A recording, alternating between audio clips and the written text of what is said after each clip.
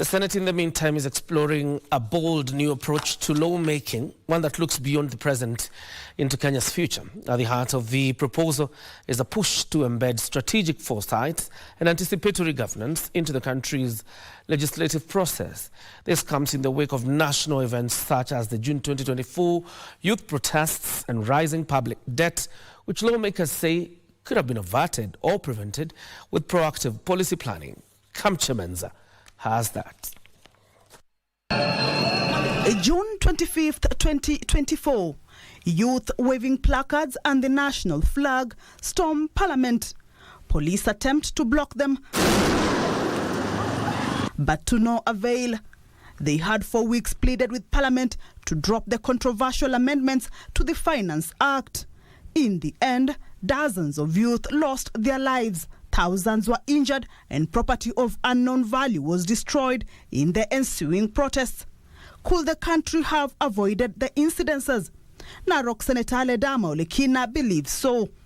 A sobering reminder of the consequences of legislations without foresight is the recent nationwide protest of June 25th, 2024.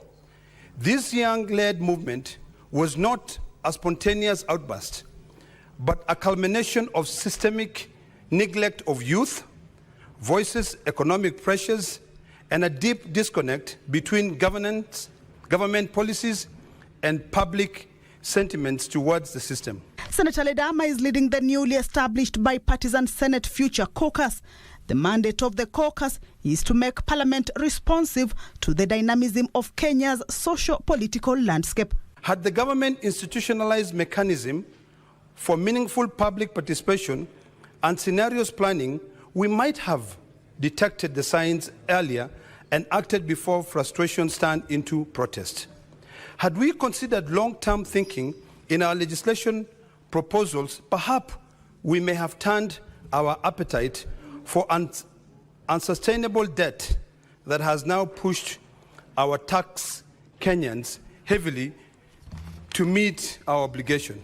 Already, countries like Finland, Uruguay and Philippines have embraced foresight in their legislative processes, equipping their parliament with tools to plan for the future and engage citizens in shaping national priorities. Legislatures that have embraced foresight don't just react to crises, they anticipate them. They don't just manage problems, they create opportunities through their legislative proposal. They can better allocate resources, understand the long-term impact of laws, and ensure that legislation is robust enough to withstand the test of time. He is now calling for the formal changes to the Senate standing orders to make foresight a core part of lawmaking. The goal, he says, is to ensure Kenya's present decisions do not compromise the prosperity and well-being of future generations. Kamchemenza for Sunday Express.